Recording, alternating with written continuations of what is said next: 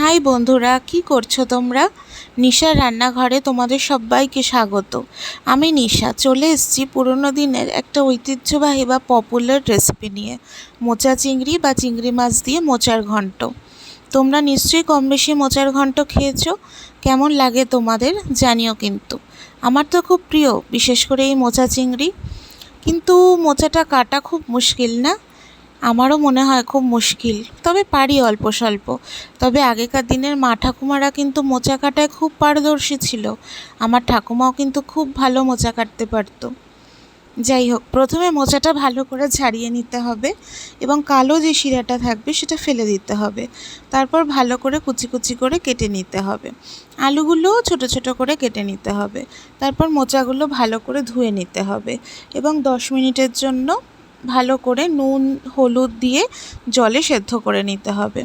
তেতো মোচা হলে আগের দিন নুন হলুদ জলে ভিজিয়ে রাখতে পারো, আর মিষ্টি কলার মোচা হলে সাথে সাথেই কেটে সেদ্ধ করে রান্না করা যাবে। তাতেই কিন্তু দারুণ হবে খেতে। দোকান থেকে কেনার আগে জিজ্ঞেস করে নেবে সে এটা কী কলার মোচা। অন্যদিকে আমি গোটা জিরে, 5টা কাঁচা লঙ্কা, আদা, গোটা গরম মশলার একটা পেস্ট বানিয়ে রেখেছি। তারপর মোচাটা যখন ভালো করে সেদ্ধ হয়ে যাবে তখন জলটা ভালো করে ঝরিয়ে নিতে হবে। তারপর কড়াইতে তেল দিয়ে যখন তেলটা গরম হয়ে আসবে তখন নুন হলুদ দিয়ে চিংড়ি মাছগুলো, আগে থেকে যে চিংড়ি মাছগুলো আমি ধুয়ে রেখেছিলাম সেগুলো ভেজে নিতে হবে।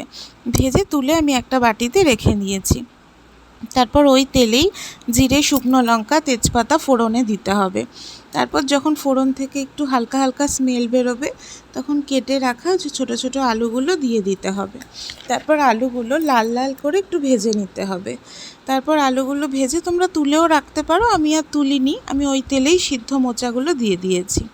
তারপর সেই মোচাটা দিয়ে দিতে হবে।